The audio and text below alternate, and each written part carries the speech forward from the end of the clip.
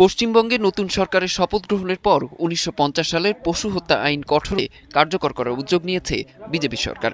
এতে বলা হয়েছে, কোরবানির উপযুক্ত পশুটিকে ১৪ বছরের বেশি হতে হবে বা অক্ষম হতে হবে। পাশাপাশি সরকারি কসাইখানায় পশু কোরবানি করার নির্দেশ দেওয়া হয়েছে। এই কড়াকড়ি আরোপের পর গরু কেনা কমিয়ে দিয়েছে রাজ্যটির মুসল্লিরা। বিপাকে পড়েছেন খামারিরা।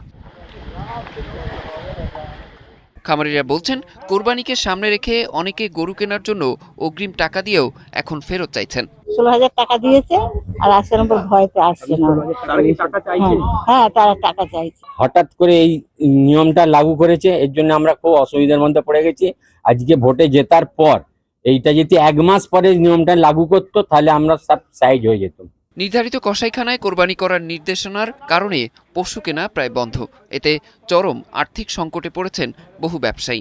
২০ বছর ধরে করে আসছি, কোনো অসুবিধা আমাদের ফেস করতে হয়নি। এখন বর্তমান সরকার এসে তুকলুকি আচরণের মাধ্যমে আমাদের গরু বেচা বন্ধ করে দিয়েছে।